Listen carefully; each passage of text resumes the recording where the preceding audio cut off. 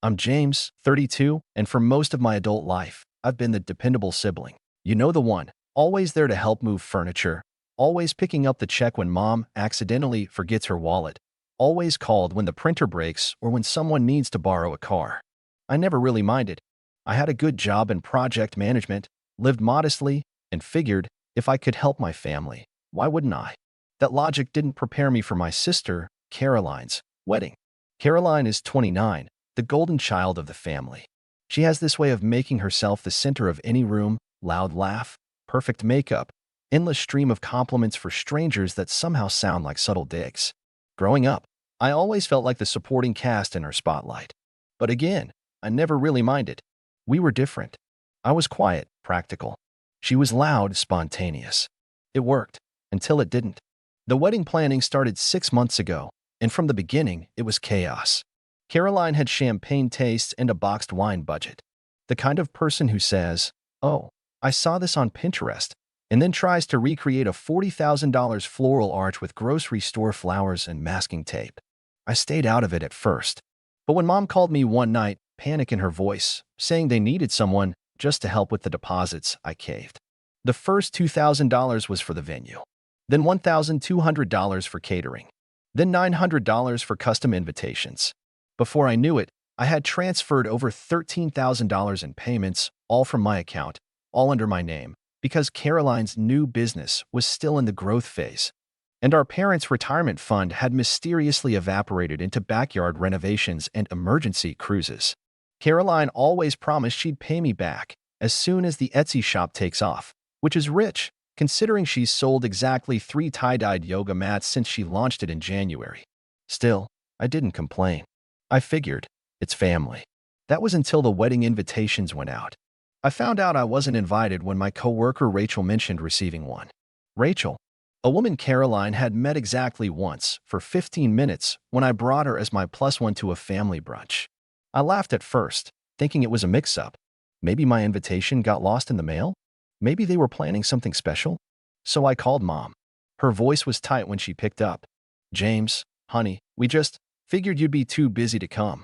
You're always working, right?" I was stunned. Not angry, yet just genuinely confused. Too busy to come to my own sister's wedding? I paid for half of it. There was a pause.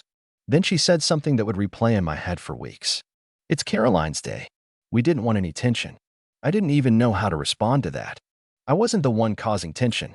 I hadn't even raised my voice about the money, the disorganization, or the dozen times Caroline pushed meetings onto my calendar to help her brainstorm reception themes. I hung up, silent. Then, 2 days later, it got worse. I opened the family group chat, one that I had mostly muted because it was filled with 94% Caroline selfies and 6% passive-aggressive reminders from mom, and saw a new message from Caroline. A photo of her holding her wedding dress, captioned, "Can't believe it's almost here." Underneath, a text followed, "Let's be real, it's better without his vibe anyway." I stared at it for a long time. No one responded to it. Not mom, not dad, not my cousin Nate, who I knew owed me $300. No one said a word. I don't even think they realized I'd seen it. That was the moment the numbness cracked. I wasn't hurt. I was done. I didn't reply. I didn't call. Instead, I pulled out a folder I kept in my desk drawer, copies of every payment I'd made, every invoice in my name, every contract that still had my signature as the guarantor. I didn't even realize how deep in I was until I saw it all laid out. A $13,500 wedding I'd helped bankroll, a photographer contract I'd co-signed, a catering deposit that was under my business account because they couldn't get approved. That night, I poured myself a drink and sat down with my laptop. I didn't touch the group chat. I didn't say a word to Caroline. I just opened my banking app and froze the pending transfer for the remaining $3,000 catering balance. Then I called the vendors, one by one, with a calm, detached tone I didn't know I had in me. "Hi. Yes, this is James. I'm the primary on the agreement. I'd like to cancel the reservation due to a breach of agreement." The florist hesitated but agreed. The band seemed relieved. The tent rental guy was sympathetic, said something about family always expecting too much. I didn't need validation, but hearing that made something in my chest unclench. It was the sign that pushed me into my final act. The night before the wedding, I drove by the venue. I'd been there for the planning meetings, another thing they conveniently forgot to thank me for. The welcome sign was already up. Caroline and Mason. Forever begins today. It was surrounded by fairy lights and flowers. I parked across the street, walked over with my hood up, and carefully peeled the corner of the wooden welcome sign up just enough to press one small sticky note onto the back. Just one sentence. Fund it yourself. Then I walked away. By the time I got back home, my phone had begun lighting up. First, it was Mom's 6 missed calls. Then Caroline. What did you do? Then a text from the venue manager, confused why the tent hadn't arrived. I didn't answer any of them. I just closed my laptop, turned off my ringer, and finally, got a full night's sleep. But that was only the beginning. The next morning, I made pancakes. That probably sounds strange, but there was something therapeutic about it. I hadn't cooked a real breakfast for myself in weeks. Too many late nights spent fixing Caroline's vendor spreadsheets. Too many early mornings getting dragged into emergency planning calls. That morning, I let the butter brown a little too long, sipped my coffee slowly, and watched the sun come up without a single obligation breathing down my neck. By 10:17 a.m., my phone had 42 missed calls. Caroline was the first to crack. She called me 3 times, then left a voicemail that I'll never delete. Her voice started syrupy sweet, like she was trying to pretend everything was normal, but halfway through, she snapped. James, hey, there's some kind of issue with the catering? And the sound system guy said the deposit bounced? I don't know what's going on, but this is my wedding day. Can you just fix it? A pause. Then the voice changed. I know you're mad, but this is really selfish. You're ruining it for everyone just because you didn't get invited. Grow up. It's not always about you. She hung up without waiting for a reply. I didn't bother calling back. Instead, I watched the clock tick. Noon. That was around the time the first guests would be arriving at the venue. By 12:30, I got a text from Rachel, the coworker I'd mentioned, the one who somehow got an invite when I didn't. Hey, are you here? Everyone's kind of standing around. There's no music? No food. I think something's wrong. I replied with just 3 words. Not my problem. At 1:03 p.m., the dam broke. Mom texted first. Her message was less words, more emotional damage. What did you do? Do you have any idea what this day means to your sister? Yes, I did. I knew exactly what it meant to her. A performance. A spotlight. A day to feed her ego while she trampled over everyone who'd helped her get there. The wedding wasn't a celebration of love. It was a marketing opportunity for her influencer fantasy. And I'd bankrolled the dress rehearsal for long enough. The next few texts were a frantic montage of digital shouting. The florist says they're not coming. Did you cancel the DJ too? Mason's family is furious. Everyone's asking questions. Where are you? I turned off my phone. I already knew how this would play out. Caroline would cry, maybe even fake faint. Mom would blame me, not once acknowledging the fact that they deliberately excluded me. Dad, if he even showed up, he tends to disappear when things get heated, would make some vague, let's not assign blame right now, type of speech while sipping his 4th gin and tonic. And Mason?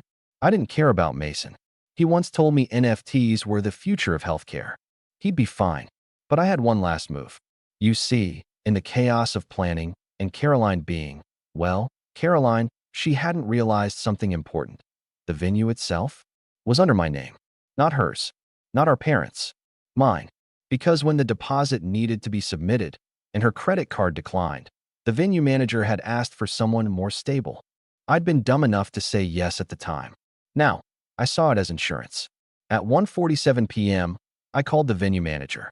Hi, Angela. It's James. A long pause. Oh, I was wondering when you'd call. I just wanted to confirm that the contract's canceled. There's no event today. Another pause. I could hear the murmur of voices behind her, like she'd stepped away from a crowd. I thought the event planner said everything was still happening. I kept my voice even. There is no planner. There is no event. It's in writing. You'll be receiving a revised termination form by this evening. Until then, please ask all staff to pause operations. She hesitated. James, they're already here. There's like 100 guests walking around. Then I suggest you ask Caroline how she plans to pay for all of it. Because the card on file isn't mine anymore. I hung up. After that, I packed a weekend bag, grabbed my keys, and drove 2 hours up the coast to a quiet little Airbnb I'd rented the night before. It had an ocean view, blackout curtains, in a stocked kitchen. No wedding drama. No entitled texts. Just me. At some point that afternoon, while I was sipping a beer on the balcony, I checked my email out of pure curiosity. There were already 3 messages forwarded from the venue manager, all with the same subject line. Urgent. Outstanding balance. By sunset, someone, probably Mason's dad, had tried calling from a blocked number. Then, finally, at 7:08 p.m., I got a message from my cousin Nate. Dude, what happened? She's losing her mind. People brought gifts, and there's no dinner. No music. She just screamed at the wedding cake guy, and he walked out. Then, a follow-up. I think someone just threw up in the bushes. I smiled. Not out of cruelty. Not because I wanted the day to fall apart for no reason. But because for the first time in years, I wasn't the background character cleaning up everyone else's mess. I wasn't the wallet. I wasn't the pushover. I was the guy who finally said, enough. And just when I thought the chaos had peaked, someone knocked on my Airbnb door. It was almost 8 p.m. by then. The sky had gone that deep navy blue you only get near the coast, and the waves outside my window crashed with rhythmic calm. I just finished heating up some leftover pasta and was halfway through pouring myself a second glass of wine when I heard it. Knock, knock, knock. 3 times. Not loud. Not angry. But insistent. Like someone who wanted to seem composed, but couldn't quite hide the edge of desperation. I froze. There was no way. No one, not even my closest friends, knew I was here. I hadn't posted, hadn't told anyone. I booked the Airbnb under a nickname I sometimes use for privacy. But that knock was real. And the silence after it? Louder than any scream. For a moment, I considered not answering. Let whoever it was stand out there and stew in the consequences of whatever brought them this far. But curiosity got the better of me. I walked slowly to the door and peered through the peephole. Caroline. Her makeup was still on, but smudged, the kind of smudge you get from crying in public and trying to fix it in the reflection of a locked car window. Her once perfectly styled hair was pinned haphazardly behind her ears, and her white reception dress, because of course she had a second outfit planned, was wrinkled, the hem streaked with what looked like mud or maybe spilled champagne. She looked like a ghost of the woman who'd spammed our family group chat with vision board screenshots for 6 months. I opened the door, but only halfway. She blinked at me like she didn't believe I was real. You're really here? I didn't move. How'd you find me? I asked Rachel. Of course. Rachel had been kind enough to ask if I was coming the day before. I told her I wasn't. Told her I needed some quiet. Apparently, she thought she was doing the right thing by giving Caroline my location. I didn't blame her. Not really. Caroline looked past me, into the Airbnb, then back at me. Can I come in? No, she blinked again, taken aback. Caroline wasn't used to being denied. She was used to manipulating her way into what she wanted, always with a laugh, a fake apology, or a crocodile tear. But I just stood there, unmoved.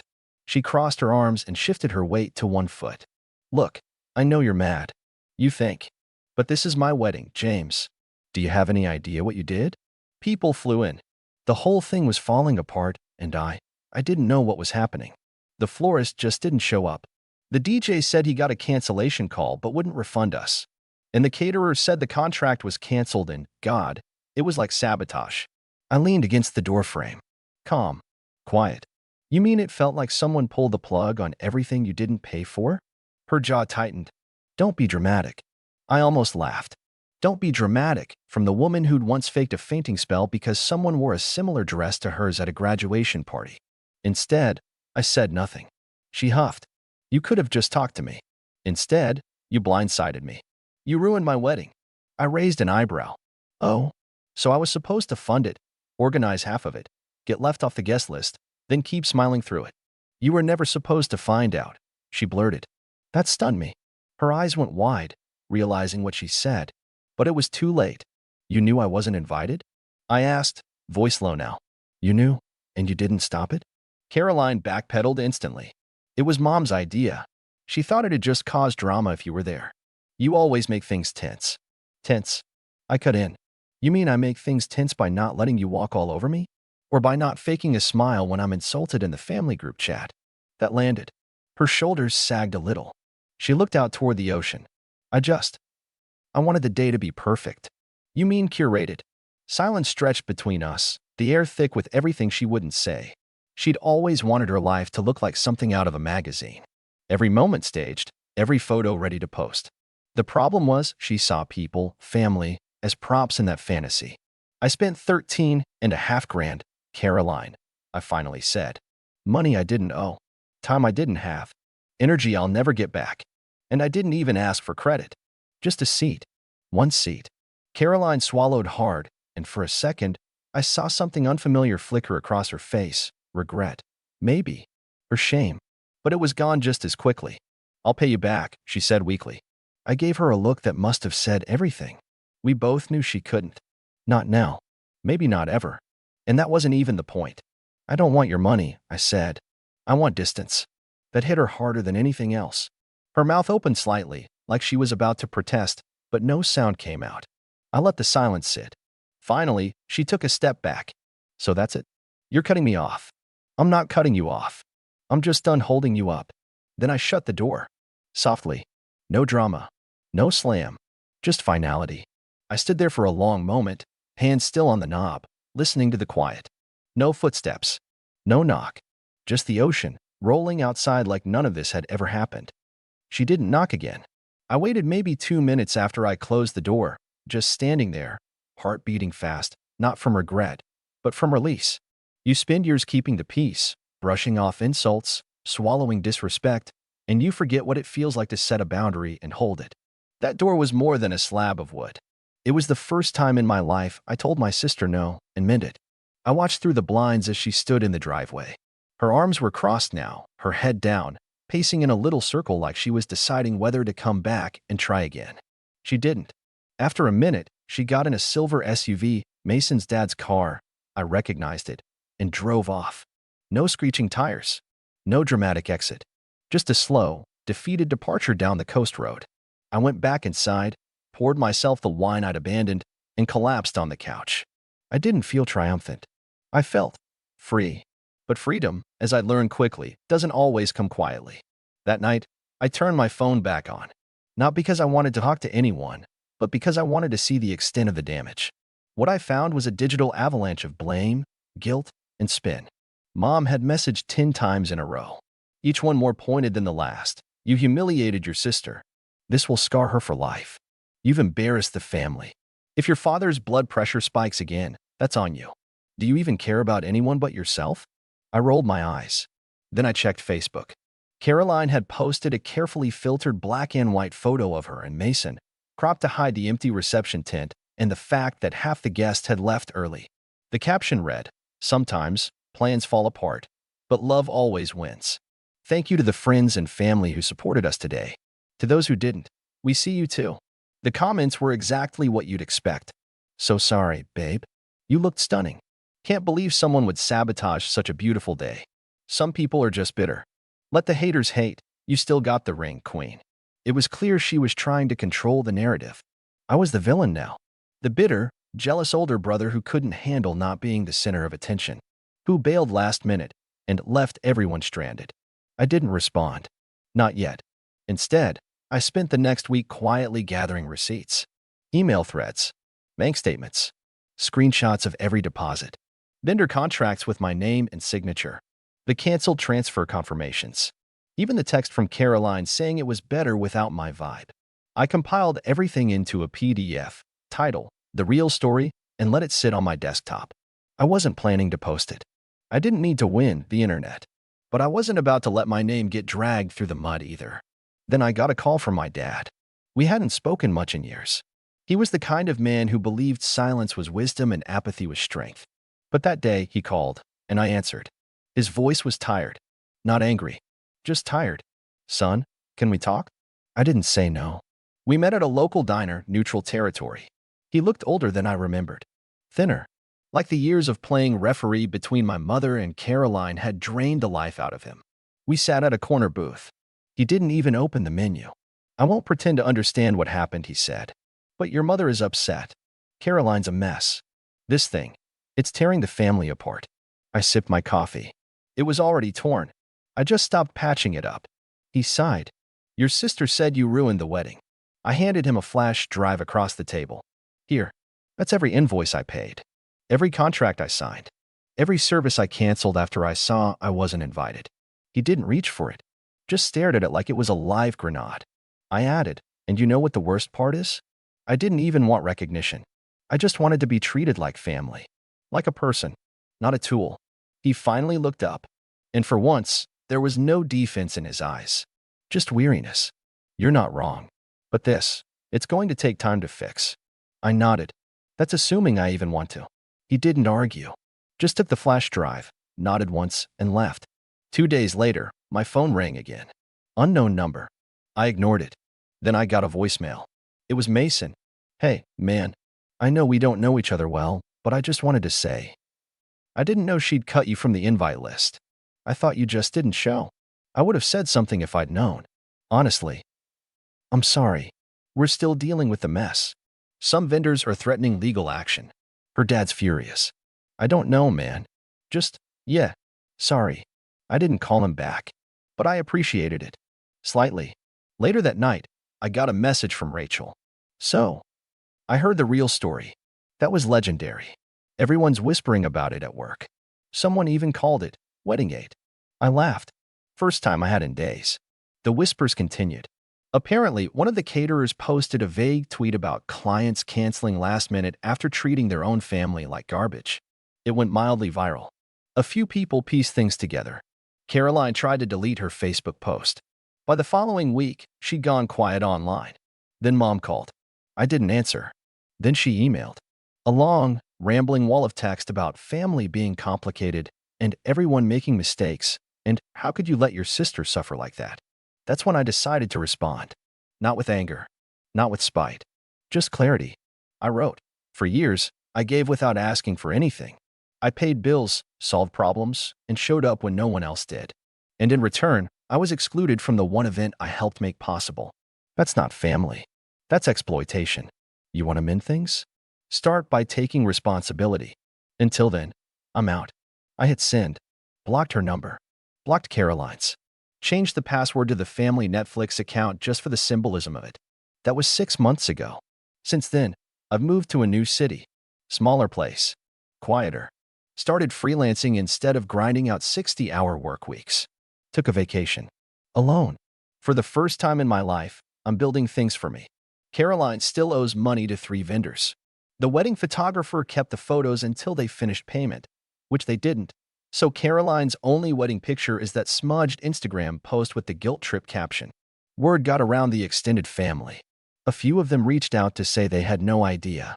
I believed some of them. Others, not so much. As for my parents, they haven't visited. Haven't apologized. That's fine. I'm not angry anymore. I'm just done. Sometimes, people don't realize the value of what you give until you stop giving it. And sometimes, walking away isn't the dramatic act of vengeance they imagine. It's just a quiet return to peace. And trust me, peace is the best revenge there is. You ever look at your family and think, how did we get here? Not in a cheesy, nostalgic way. I mean in the how did everything get so twisted and fake kind of way. I used to think I came from a decent family. Not perfect, but we had dinners together. We laughed at old photos. We celebrated birthdays with half-burnt cakes and off-key singing. Then somewhere along the line, things started to change. Or maybe they were always this way, and I was just too naive to see it. My name's Derek.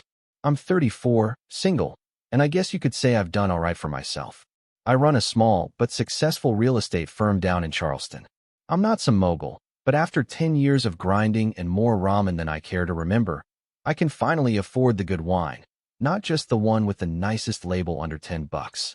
I bought my first investment property at 27. 7 years later, I own 15. But this story isn't about my business.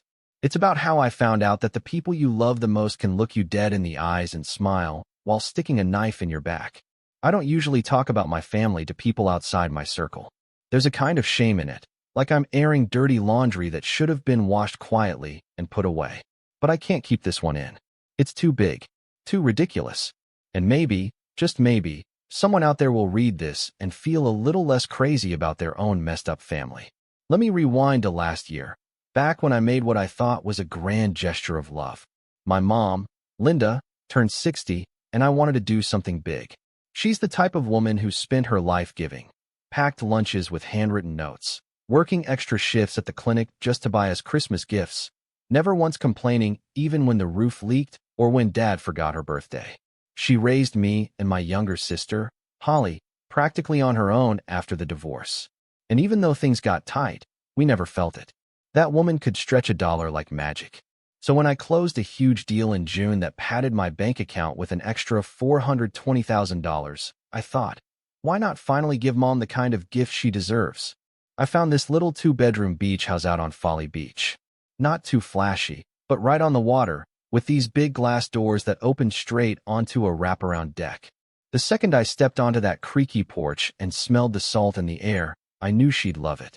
It reminded me of the trips we used to take when I was a kid, cheap motels and PB&J sandwiches, but still somehow the best vacations ever. So I bought it. Full cash offer. Clean title. I had it painted her favorite shade of blue and even stocked the fridge with her go-to snacks before I handed over the keys. I didn't even tell her in advance. I just drove her down one Saturday afternoon and said, "Happy birthday, Mom." She cried. I cried. Holly stood there snapping pics like she was filming a Hallmark commercial. Now, about Holly, she's 31, 2 years younger than me, and if you asked her, she'd say she was the creative one in the family. She went to school for interior design, but never really stuck with anything long enough to build a career. Instead, she bounced from one dream to the next: photography, online boutique, even a short-lived stint as a lifestyle coach. I helped her out more than once, even paid her rent once during the pandemic. I didn't mind at the time. She was my little sister. She had potential. But as I got older, I started noticing this pattern. She'd show up when she needed something and disappear when she didn't. And Mom never saw it. To her, Holly was just going through a phase or figuring things out. Anyway, after the beach house surprise, things felt good. Better than they had in years. Mom lit up every time I called, always going on about how peaceful it was there, how she could hear the waves at night and wake up to pelicans flying past the deck. I even told her she could rent it out when she wasn't using it. I offered to help manage the bookings through my company's vacation rental branch, but she waved me off. "This place is for us," she said. "For the family." That meant the world to me. It felt like I'd done something meaningful, repaid a fraction of what she gave me. And then came this year's birthday dinner. It was a small gathering. Just me, Mom, Holly, and her new boyfriend, some guy named Brent with overgelled hair and a smug face that made me want to drink faster. We went to this cozy Italian place Mom liked. Nothing too fancy, just warm lighting and good wine. The kind of place where the waiter remembers your name and brings extra bread without being asked. Everything was going smoothly. We laughed over appetizers, toasted to Mom's health, and talked about our old family dog like he hadn't been gone for 10 years. And then I said it. I wasn't trying to start anything. I swear. It just slipped out in the middle of a sip of Pinot Noir. "So, Mom, how's the beach house treating you? Been back down there lately?" She blinked, mid-bite, and gave me this puzzled look. "What beach house?" At first I thought she was joking. I laughed, glanced at Holly, expecting her to join in. But Holly had gone pale. She was gripping her wine glass so tightly I thought it might crack. "You know," I said slowly, lowering my fork, "the one I gave you last year for your birthday. Out on Folly." Mom shook her head, her brow furrowing. "Derek, honey, I haven't been down to Folly since before Christmas." I stared at her. "But I thought didn't you say you spent Easter weekend out there?" She laughed, a little awkward now. "No, I spent Easter with Holly. Remember? At her apartment. Why would I be at the beach house?" The room tilted a little, like someone had pulled the floor an inch to the left. I turned to Holly. Her eyes were huge, her mouth slightly open. Brent reached over and touched her arm, like he already knew something was about to explode. I pushed back my chair, slow and deliberate, and looked directly at my sister. "You transferred it to yourself, didn't you?" Her silence was louder than any answer. Mom gasped softly. Brent looked at his lap like he wanted to crawl under the table. The waiter, bless his soul, chose that exact moment to arrive with the dessert menu. And that's where everything began to unravel. Part of me hoped she'd laugh, that she'd roll her eyes, call me dramatic, and explain it all away with some kind of misunderstanding. A paperwork mix-up, a legal technicality, even some surprise renovation project she wanted to keep under wraps until it was finished. I could have lived with that. Maybe not happily, but I could have lived with it. But she didn't say a word. Holly just sat there, frozen, like a rabbit caught in a car's headlights, except the car was me, and the road was my mother's birthday dinner. Her silence was an answer, A loud, deafening, gut-wrenching answer. Mom's face slowly changed, from confusion to concern to something sharper. I could practically see her connecting the dots in real time. That maternal intuition kicking in like a sudden jolt. "Holly," she said softly, turning toward her. "What's Derek talking about?" Still nothing. Brent squeezed Holly's wrist and whispered something, probably telling her to say something, anything, but her mouth wouldn't move. I looked between them, heart thudding against my ribs like it was trying to punch its way out. And then I made the mistake of pulling out my phone. I'd never shown Mom the paperwork before. Why would I? I trusted my family. But I had a digital copy of the property deed saved in my files, just in case. And right there, bold and indisputable, was the name of the legal owner. Holly Elaine Parker. I didn't look up when I handed the phone across the table. I just held it out for Mom. I didn't want to see the look on her face when she read it. "Oh my God," she whispered after a few seconds. The waiter was still standing there, holding a dessert menu like it was a hostage negotiation pamphlet. I waved him off without looking, my hands shaking now. "We'll need a minute." Holly finally spoke, her voice brittle and defensive, like she'd been rehearsing a speech but forgot half the lines. "I didn't steal it, okay? I thought Mom wasn't using it enough. It was just sitting there, and I figured it made more sense for me too." "You thought?" I snapped, louder than I meant to. "You thought it made more sense for you to own the house I bought for Mom?" "I wasn't going to keep it forever," she shot back, her voice cracking. I needed somewhere to stay. Brent and I were going to renovate it, and then give it back." "Give it back," I repeated, standing now. "You can't give back something you stole, Holly." Mom covered her mouth, tears pooling at the edges of her eyes. She wasn't crying yet, not fully, but she was right on the edge, and that's when I saw red. "Was this your plan the whole time?" I asked, stepping around the table. "Smile for the photos, act touched, then wait until I was out of town and file a fake transfer." "It wasn't fake. I had her sign it." Holly yelled, suddenly emboldened, like the truth, even in its ugliest form, was somehow better than the silence. That shut everyone up. Mom's head jerked toward her, horrified. "What do you mean you had me sign it?" Holly paused, just long enough. Then, "Remember the paperwork I gave you in November? I told you it was for refinancing your old car loan." That's when Mom's hand dropped from her mouth, her face going blank in a way I'd never seen before. Not angry, not sad, just broken. "You tricked me," she whispered. "I didn't trick you," Holly muttered. "I just repurposed the moment." I turned away before I said something I'd regret.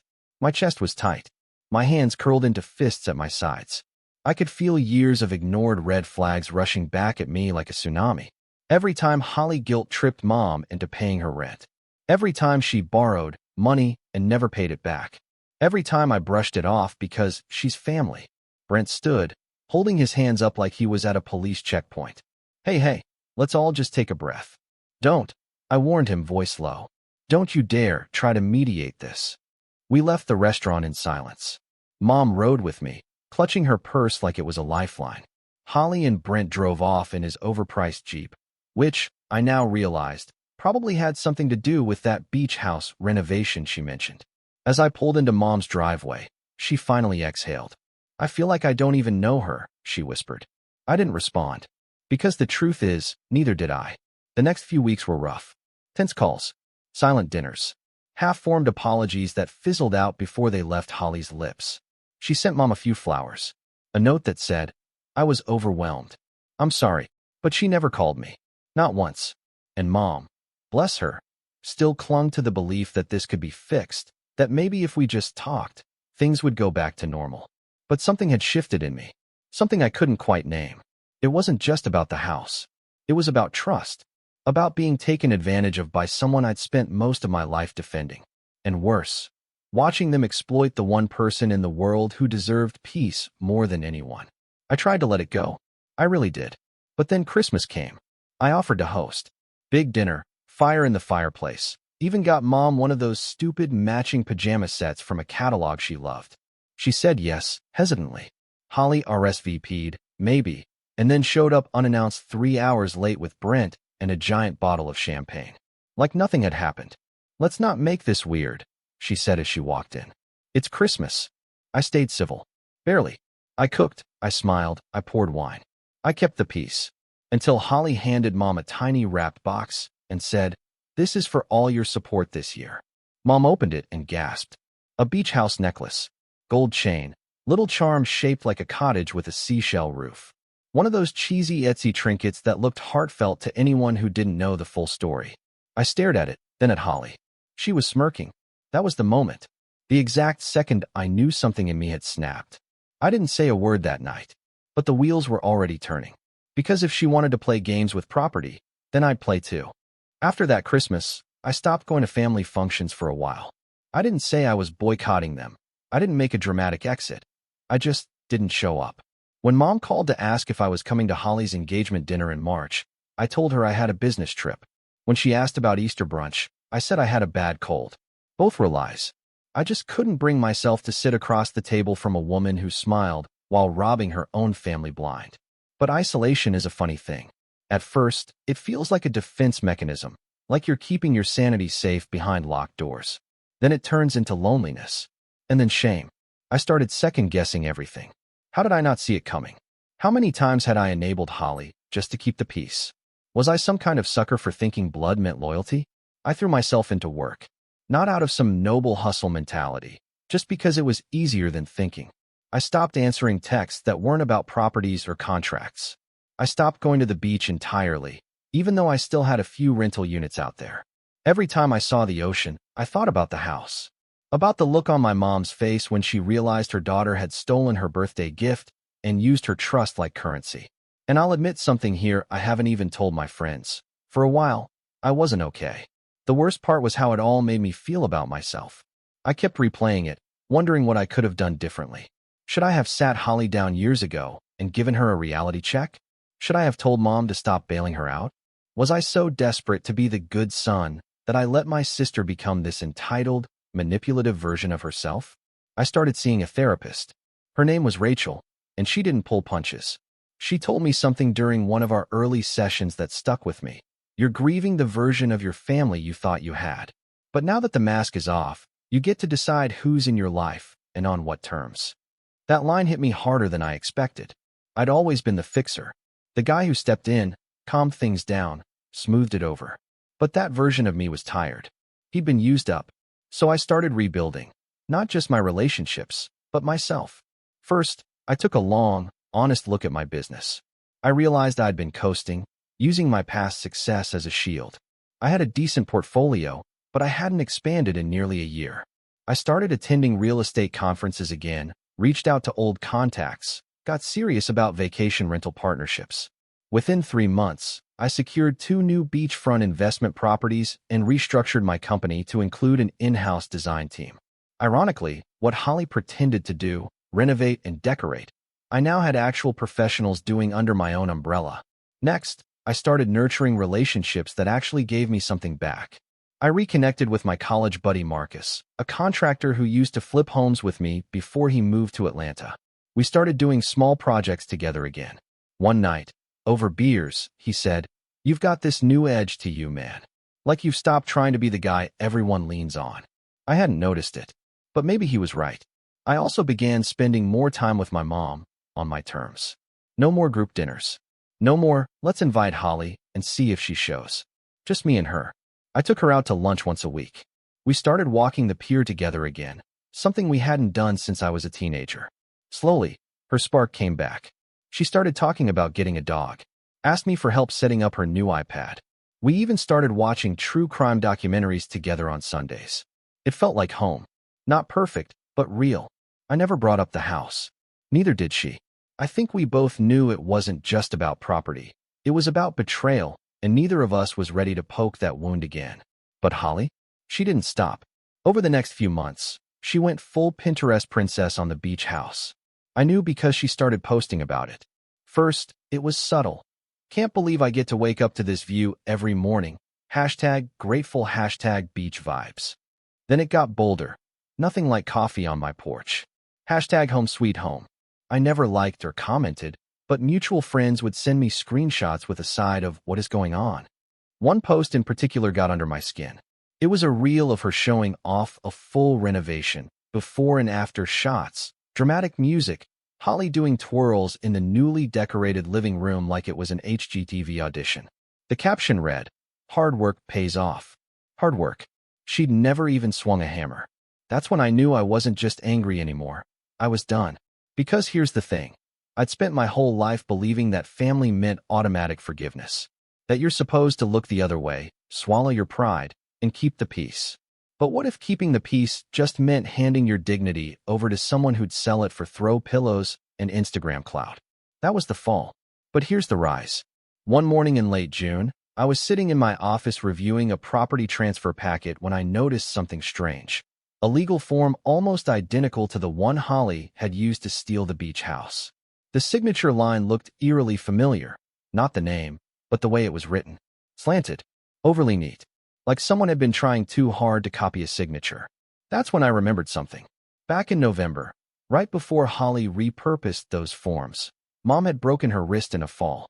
It was a clean fracture, but she'd been in a brace for 6 weeks. She hadn't signed anything during that time. I called her immediately.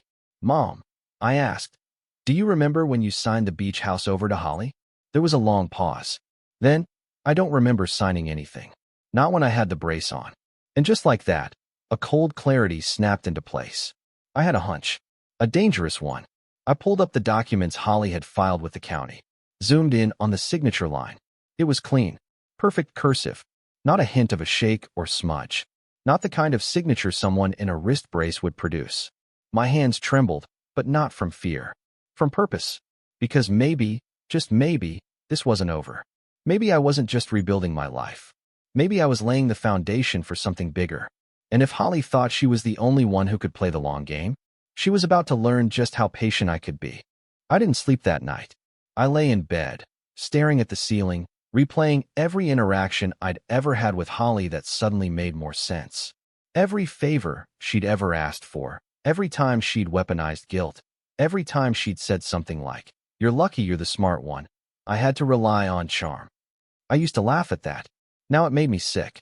If my mother had a broken wrist at the time that transfer was supposedly signed, and if that signature was a perfect match for her uninjured handwriting, then Holly hadn't repurposed anything. She had forged our mother's signature. And that wasn't just manipulation. That was fraud. And I was going to prove it. But I wasn't going to storm in with lawyers and threats. Not yet. That's what Holly expected from me. Big emotions, public scenes, a dramatic confrontation she could twist into a sob story for her friends.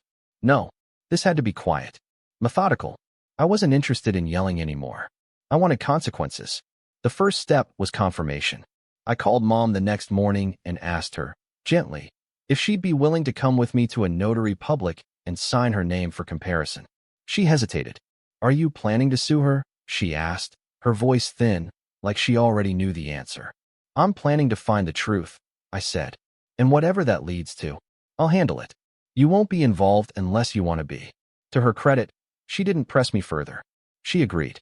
We met at the office of a woman I knew from previous closings, Karen, a notary I trusted. I explained what I needed. 3 sample signatures, all dated and witnessed. Mom signed them with her newly healed hand, and Karen confirmed what I already suspected. The signature on the property transfer Holly filed? It didn't match. "It looks like someone trying to copy her writing," Karen said. "But this one's practiced, not organic." That was the confirmation I needed. Step 2 was gathering everything I could on the transfer itself. Luckily, since I worked in real estate, I had access to tools and contacts that most people didn't. I pulled the recorded deed, the witness signatures, the date of notarization, the name of the notary listed, Marissa L. Dunham. I didn't recognize it, so I tracked her down. She wasn't hard to find. She had a small mobile notary business and still kept an active website. I sent a polite email, requesting confirmation that she had personally notarized a deed transfer in November for a Linda Parker. I didn't mention anything else. Her reply came later that day.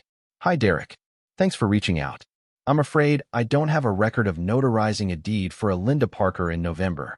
I double-checked my logs for the entire month, nothing under that name. If you have a copy of the document, I'd be happy to take a look and confirm whether the notary stamp is mine. Best, Marissa." I sent her the scan. Within 30 minutes, she called me. "That's not my seal," she said. "The signature's forged, and the stamp number isn't mine either." I'm going to have to report this to the state. My heart was pounding in my chest, but I kept my voice steady. Thank you for confirming. I'll be reporting it as well. Now, I had two pillars, a forged signature and a forged notary seal. This wasn't just a civil issue anymore. This was criminal. I didn't go straight to the police. Not yet. I wanted to build this airtight. I called a friend of mine, David Lynn, a real estate attorney who owed me a favor from a complicated deal 2 years ago.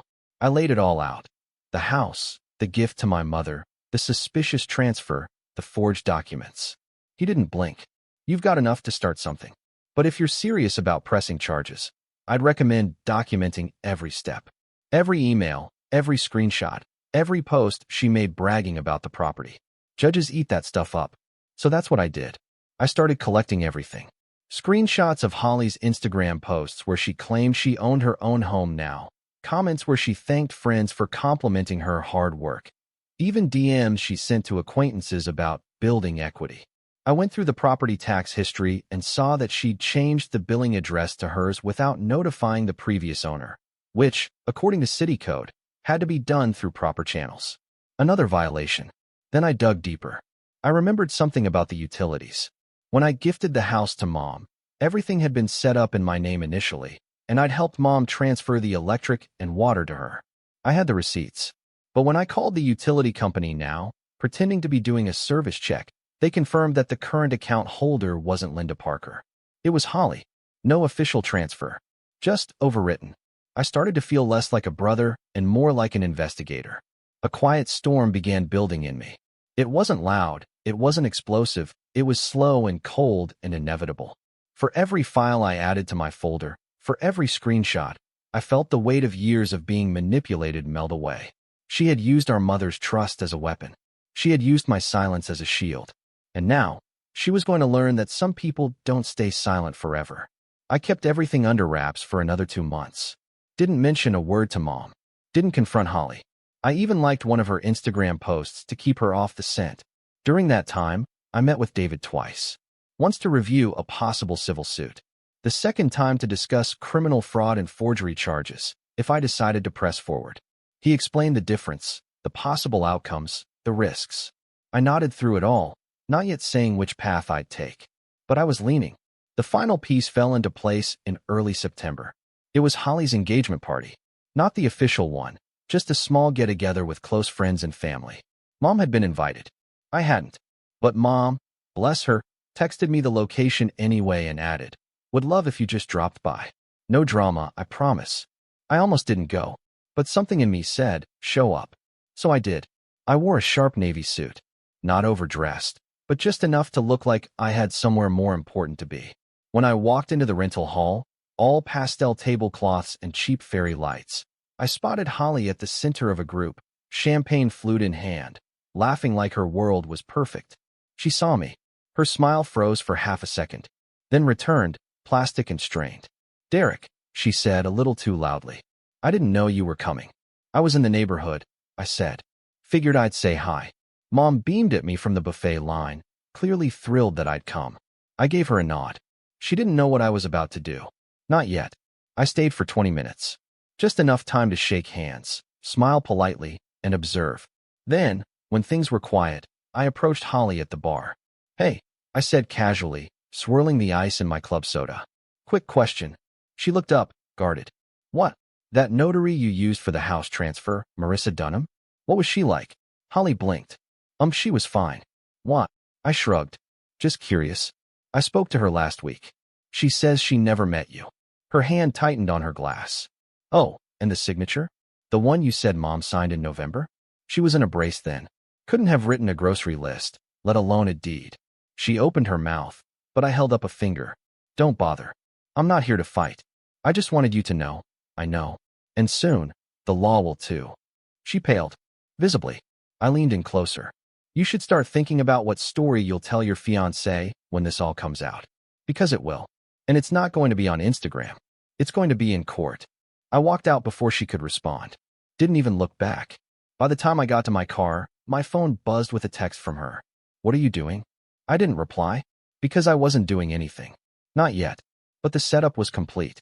And the revenge? It was coming. She didn't respond to my silence with silence. No, Holly did what she always did. She panicked, then postured. The next day, I woke up to a string of texts.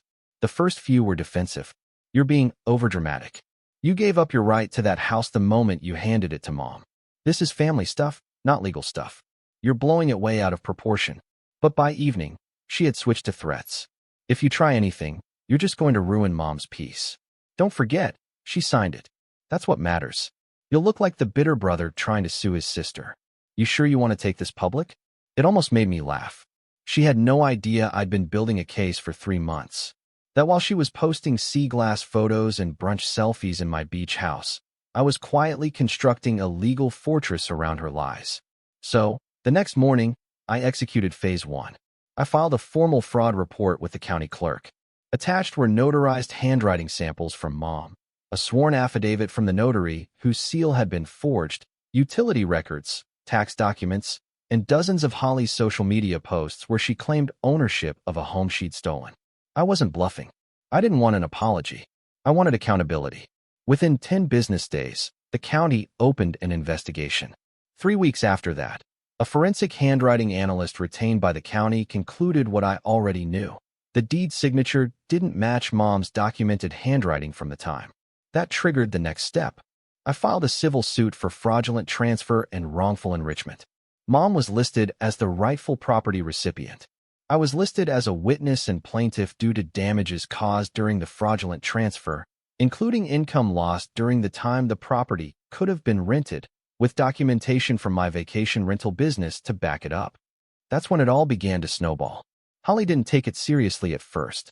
When she was served the papers, she apparently posted a story with the caption, "Some people just can't stand to see you win." Classic Holly. But 2 weeks later, when her lawyer, clearly more experienced than she was, saw the documentation, he sent her a very different kind of message. Because not only was the deed forged, the notary seal was fabricated, which made it not just civil fraud, but criminal. Forgery of legal documents is a felony in South Carolina. Once that charge was added to the mix, Holly's house of cards started to collapse. The authorities weren't just dealing with a petty sibling squabble anymore. This was a falsified property transaction involving a forged government seal, fake signatures, and an unlawful transfer of real estate value exceeding $500,000. I kept quiet. I didn't gloat. I didn't post anything. I stayed professional, calm, and ruthlessly efficient. Holly, on the other hand, imploded. First came the calls to Mom. Crying, begging, apologizing, in that performative way she always did when caught. I didn't mean to steal. I thought I could make it work for all of us. I was going to give it back eventually. I just wanted something of my own for once. That kind of thing. Mom listened, but she didn't bend. She told Holly, softly but firmly, "You used my trust to rob me, and then you lied about it for a year. Actions have consequences." Then came the fiancé. Brent bailed 2 days after the criminal investigation began. No warning, no breakup post, just gone. Unfollowed her on everything. I heard from a mutual friend that he'd moved back to Charlotte and ghosted her entirely. Apparently, possible felony wasn't the aesthetic he wanted for their future. Her social media went dark not long after. And the worst part for her? She had to return everything. The court ordered the property deed reversed, placing the beach house back under Mom's name, and fined Holly for any damages or unauthorized modifications made during her false occupancy, including 2 unauthorized plumbing changes that failed inspection. She had to pay back taxes, court fees, and even damages to my business for the income I'd lost while the house had been unusable. It wiped out her savings. And since she hadn't been legally working in months, just living off Instagram marketing and a vague Etsy shop, she had no income to cover it. Her credit? Destroyed. Her reputation? Worse. Word spread quickly in our family and friend circles. No one came out and said, "Holly's a fraud." But people stopped inviting her to events. She lost a few collaborations. One of her old friends from design school posted a cryptic tweet about watching people crash their own brand with both hands. Holly tried to reach out to me exactly once during this entire mess. A single text. "You got what you wanted. Happy." I stared at it for a long time, then typed, "No, I got what you earned." And that was the last message I ever sent her. As for Mom, she cried when the house was legally returned to her. Not because of the win, but because of the loss. She'd lost the daughter she thought she had. But in time, even that began to heal. She moved into the beach house full-time that spring. Said the sound of the waves helped her sleep. I visit her every Sunday now. We sit on the porch, drink iced tea, and watch the sunset. No drama, no lies, just peace. Sometimes she'll say, "You didn't have to go through all that for me." And I'll say, "Yes, I did." Because love isn't silence. Love is action. And sometimes, the most loving thing you can do is draw a line in the sand and hold it. For me, the revenge wasn't loud. It wasn't flashy. It was quiet, calculated, just. And as I watched Holly pack up her things under court supervision, forced to leave the house she stole, I didn't feel triumphant. I felt free, because I finally stopped trying to fix someone who didn't want to be fixed. And I took back what should have never been stolen.